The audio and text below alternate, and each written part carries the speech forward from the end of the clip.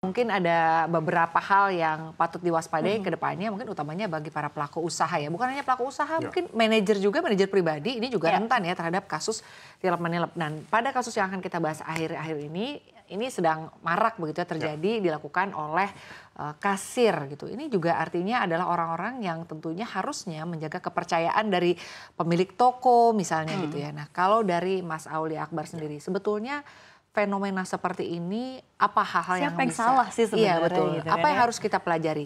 Kan sebetulnya sudah ada kecanggihan teknologi digital ya, artinya Betul, sudah betul. pasang CCTV atau mungkin sebetulnya kalau sekarang kan pembukuan sudah lebih rapih begitu ya. Nah, menurut Mas Aulia Akbar sendiri, apakah memang dalam proses perekrutan ini yang dipilih ini bukan hanya sekedar orang terdekat, sahabat atau orang yang kayaknya udah berteman lama banget gitu ya? Atau seperti apa sih sebenarnya? Gimana sih kita bisa caranya percaya sama orang dan orang itu bisa menjaga kepercayaan kita? Ya, jadi sebetulnya kalau bisa kita lihat apakah rekrutmennya salah segala macam, ya sebetulnya banyak aspek yang harus kita cermati juga sih ya ketika kita mendirikan bisnis itu sendiri. Bisa jadi oke, ini orangnya dekat, kita udah tahu amanah, ujung-ujungnya pada ketika dia kerja dia malah melakukan hal yang nggak kita inginkan, bisa jadi juga seperti itu, risikonya seperti itu. Nah sekarang untuk yang bisa dilakukan oleh para owner adalah meminimalisir peristiwa ini terjadi. Oke, dia punya yang namanya kamera CCTV dan lain sebagainya, itu hanya menghambat ya Pak, menghambat si pelaku untuk melakukan tindakan ininya. Nah, satu hal yang memang harus dilakukan adalah selain dia juga sekarang harus melek teknologi ya, sekarang udah ada software POS ya, device-nya juga udah ada. Jadi waktu dulu orang pakai kasir, sekarang udah ada POS system yang which is yang itu bukan hanya akan merekam transaksi doang, tapi sampai ke pembukuan akhir juga bisa gitu. Dan bahkan si owner tuh bisa menerima laporan penjualan dimanapun juga dia bisa tarik data. Kalau emang hal yang seperti itu dia punya ya, teknologi seperti itu dia kuasain juga, cara aturan mainnya otomatis kan bisa diminimalisir yang seperti ini ya. Di samping itu juga dia harus rutin-rutin stok opnam dan lain sebagainya. Jadi kita tahu barang yang habis ini benar-benar kejual atau enggak sih, atau jangan-jangan malah ada selisih di situ ya. Barangnya ada, barangnya numpuk tapi nggak apa namanya, tapi ini ya, tapi ada laporan penjualan atau sebaliknya gitu, itu kan juga aneh gitu ya. Baik, untuk sistemnya sendiri seperti apa sih POS ini? POS itu sebetulnya kayak ya dia kan ada kayak semacam tabletnya ya atau smartphone tuh bentuknya kayak kasir, kayak mesin kasir gitu ya. Di sana kita bukan hanya bisa untuk merecord transaksi aja Safira, tapi bisa juga untuk menerbitkan invoice, kita bisa juga, bahkan kita bisa melakukan kayak audit stok juga bisa. Misalnya pencatatan di stoknya sekarang barang obat yang ini nih stoknya ada berapa sih, ketika dia kejual satu kecatat di situ otomatis akan berkurang di inventory di situ ya. Jadi kan ini sudah sangat integrated dan datanya itu bisa ditarik kapanpun sama si ownernya itu sendiri, dan si kasir itu bisa dibatasi juga aksesnya. Dia misalnya dia nggak bisa mengakses data pelanggan, bisa juga di situ. Itu kan sudah salah satu cara untuk meminimalisir tindakan karyawan nakal ini kan sebetulnya. Cuma permasalahannya memang ya harus ada waktu untuk belajar lah yang namanya teknologi ya. Baik, jadi artinya memang penting juga bagi pemilik usaha begitu ya untuk terus melakukan kontrol gitu ya, atau untuk terus melakukan pengawasan. Kalau tadi dibilang mungkin ada cara-cara yang bisa mencegah, salah satunya mungkin dengan menghadirkan CCTV, lalu juga menghadirkan karyawan lain yang turut mengawasi begitu ya, atau juga mungkin pemilik tokonya ya jangan hilang-hilang banget ya. Betul. Artinya terus melakukan kontrol mungkin di setiap harinya ya. Salah satu kunci menjaga suksesnya begitu atau berjalannya keuangan itu adalah bagaimana pemilik usaha juga terus melakukan pengawasan kepada karyawan-karyawannya ya. Jadi artinya kesempatan itu juga datang karena mungkin kelalaian dari pemilik usaha tidak melakukan kontrol-kontrol atau mungkin terlalu percaya begitu ya. Nah, tapi menurut Mas Aulia Akbar sendiri sejauh ini tadi kan disampaikan ada sistem POS begitu ya. Ada banyaklah sistem-sistem atau cara-cara yang bisa dilakukan bagi pemilik usaha untuk tetap mengontrol ya dari arus masuk dan juga arus keluar begitu. Tapi selain daripada itu, sebetulnya kalau Anda sendiri melihatnya perihal kesempatan nih, kalau bicara soal kesempatan, apakah di sini juga artinya kasus penipuan penggelapan uang, tilep lah istilahnya, hadir karena memang ada kesempatan nih atau dari karakter orangnya sendiri memang niat mau maling misalnya gitu kan, jadilah terjadi begitu. Ya jadi kan balik lagi gitu, kalau memang bisnis itu sudah ada didelegasikan gitu ke orang lain gitu, kita harus benar-benar bisa make sure orang ini emang bisa menjalankan fungsinya sesuai sama kesepakatan awal di situ. And that's why ada kontrak kerja lah atau gimana, dan ada isinya reward and punishment juga mungkin di situ ya. Nah ketika emang mungkin dia mempekerjakan orang kontraknya nggak ada kayak gini ya, terus habis itu ya dia juga lalai gitu, terus katanya amanah segala macam, terus habis itu dia juga tidak mau bener-bener lepas tangan lah. Ada owner yang seperti itu. Saya juga pernah punya partner bisnis yang seperti itu, dia lepas tangan aja kayak gitu. Oh bisa Terima dikontrol jadi. sama si ini kok. Ternyata benar kejadiannya. Ada barang yang emang dimaling sama orang yang emang harusnya ngejaga inventory itu.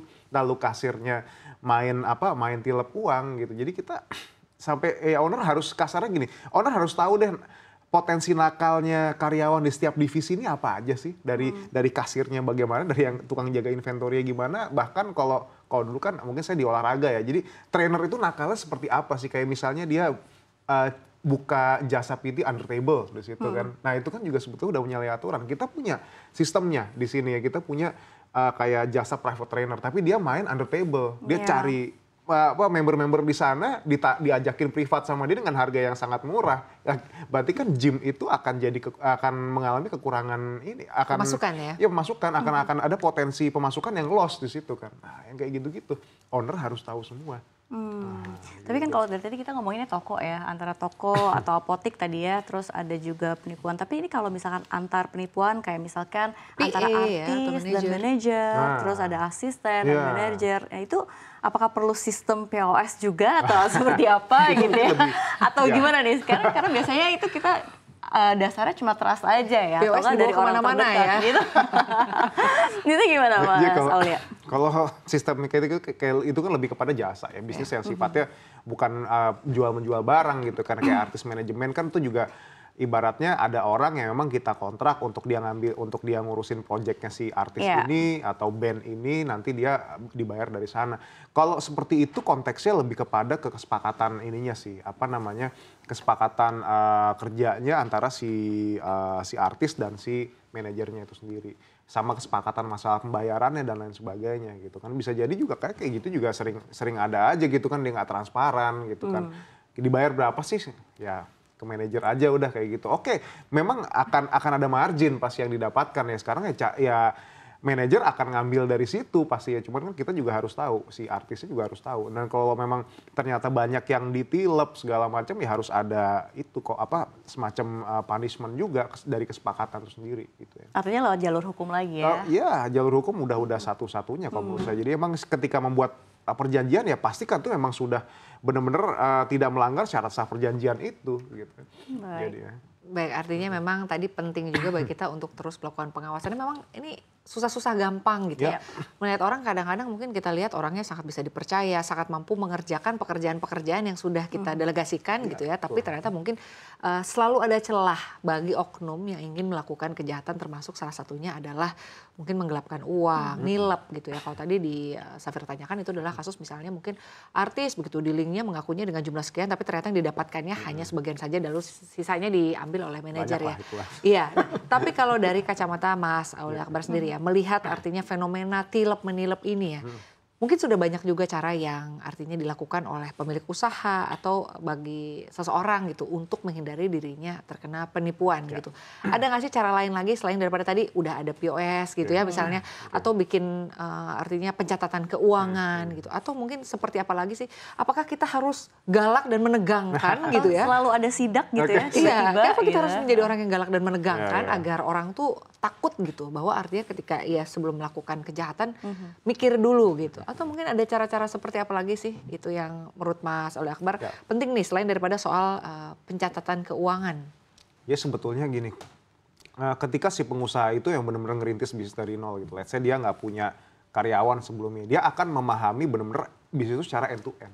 Dari supply chain-nya dia paham, dari metode penyetokan barangnya dia paham, sampai jualannya paham, bahkan sampai marketingnya dia juga paham. Jadi dia akan tahu the whole process sampai dia tahu di mana aja potensi-potensi yang emang kalau dia menemukan kejanggalan ya otomatis kan ini pasti ada yang nggak benar di sini kan dari situ. Nah jadi ketika dia delegate ya dia udah tahu. Nah lain halnya ketika emang pebisnis ini emang mungkin ya kita nggak tahu, mungkin dia privilege dapat uang dari orang tua atau dia langsung akhirnya dia rekrut segala macam dan dia masih nggak Dan mungkin ada satu bidang yang emang dia mungkin nggak kuasain dan ternyata dia rekrut orang ini pinter dan dia memanfaatkan celah di situ, ketidaktahuan si ownernya itu gitu. Nah makanya kalau menurut saya pebisnis itu memang dia harus dibekali sama ilmu yang benar-benar seputar bisnis itu yang benar-benar luas gitu, benar-benar komprehensif terkait bisnisnya dia. Jangan sampai dia nggak tahu barang apa yang dia jual, bagaimana cara jual dan bagaimana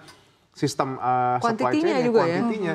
Supply chain-nya sih ya, terutama kayak misalnya dia menentukan, dia main pricing aja sekarang kan nggak bisa gitu, orang pricingnya gimana, HPP kali 5 gitu, nggak bisa gitu, harga pokok penjualan kali 5 nggak bisa. Kita harus lihat juga seberapa sensitif gitu masyarakat terhadap harganya itu. Jangan sampai benar-benar asal naik, asal cuan tapi marketnya jadi rusak kayak gitu kan, itu juga nggak bisa. Jadi benar-benar tugas owner itu emang harus paham. Ketika kita paham di sana, ya yang kecil-kecil ini nih sebetulnya bisa lah mereka tackle gitu ya, mereka minimalisir yang kayak gini-gini. Jadi dia paham dulu.